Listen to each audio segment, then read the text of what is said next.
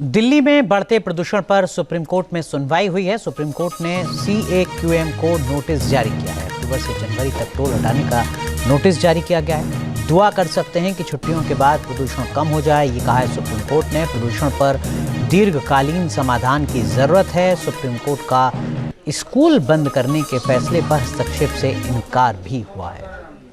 तो प्रदूषण पर दिल्ली के पर्यावरण मंत्री मनजिंदर सिंह सिरसा का बयान भी सामने आया। 27 साल की बीमारी 11 महीने में ठीक नहीं होगी। सरकार प्रदूषण रोकने के लिए कदम उठा रही है। PUC सर्टिफिकेट के बिना गाड़ियों को ईंधन नहीं मिलेगा। दिल्ली के अंदर इंटीग्रेटेड सिस्टम ला रहे हैं। माननीय मुख्यमंत्री जी ने पुरानी लायबिलिटी को भी खत्म करने का किया है। MCD जो मैंने पहले बताया बहुत सार्थक हो सकती है पोल्यूशन को खत्म करने में। उनका लास्ट ईयर के मुताबिक हम इस साल उनको, पिछले सालों में उनके पास 7663 करोड़ जाते थे। इस बार 10,000 करोड़ रुपए हम उनको दे रहे हैं, जो कि काफी एक्स्ट्रा है। इसमें क्या क्या है, एक तो उनको 500 करोड़ रुपए की हमने वन टाइम असिस्टेंस दी है। इसके साथ ही 300 करोड़ रुपया हमने और उनको हर साल फाइनेंशियल एड देने की बात किया, जिससे वो कूड़े को और साइंटिफिक तरीके से खत्म कर सकें, कूड़े दिल्ली में ना दिखाई दे। इसके लिए 300 करोड़ रुपए हम एक्स्ट्रा दे रहे हैं। और इसी के साथ जैसे मैंने पहले बताया था, MRS के लिए भी 250 करोड़ रुपया हमारी सरकार MCD को देने जा रही है। दिल्ली के अंदर आज से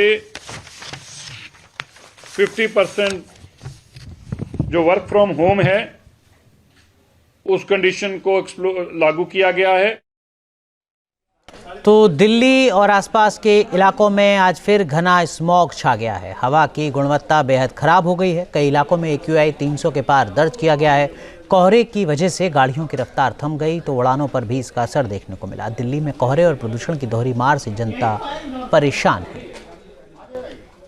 राजधानी दिल्ली में दिल्ली सरकार की तरफ से एक बड़ा फैसला लिया गया है लगातार दिल्ली में बढ़ते प्रदूषण को लेकर, जिसके बाद CAQM की तरफ से ग्रैब 4 के नियम लगाए गए। और उसके बाद दिल्ली सरकार ने 2 महत्वपूर्ण फैसले लिए हैं इसको लेकर। पहला ये कि कल से अगर आपके पास PUC सर्टिफिकेट नहीं है तो आपके को जो है यहाँ पर फ्यूल नहीं मिलेगा, चाहे पेट्रोल हो डीजल हो।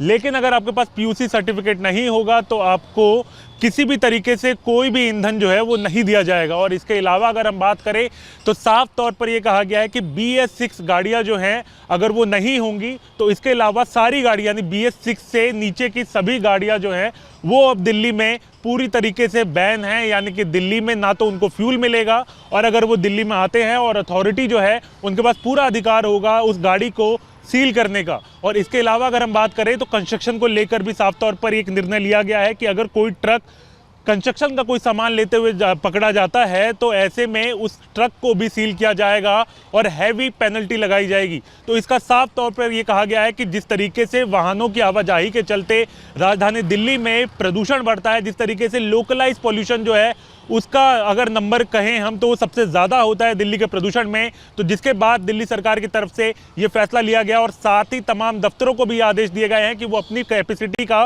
केवल 50% लोगों को केवल ऑफिस बुला पाएंगे, बाकी सभी वर्क फ्रॉम होम होंगे। और साथ ही ज़्यादा से ज़्यादा पब्लिक ट्रांसपोर्ट का इस्तेमाल करें, पब्लिक ट्रांसपोर्ट के और कार पूलिंग का इस्तेमाल करें, ताकि जो लोकलाइज पॉल्यूशन है, वाहनों के चलते जो प्रदूषण हो रहा है उसको रोका जा सके। तो इस बात का खास तौर पर ध्यान रखें कि कल सुबह से ही जैसे ही आप घर से बाहर निकलें तो आप ये समझ लें कि अगर आप दिल्ली में रजिस्टर्ड नहीं हैं तो BS6 से नीचे जो गाड़ियां होंगी वो चाहे पेट्रोल की हो या फिर डीजल की हो वो दिल्ली में सील होंगी, उन पर हैवी पेनल्टी लगेगी। और अगर आपके पास PUC सर्टिफिकेट नहीं है तो उसको आज ही बनवा लें, क्योंकि कल से उन गाड़ियों को भी ईंधन नहीं मिलेगा और साथ में पेनल्टी भी लगाई जाएगी।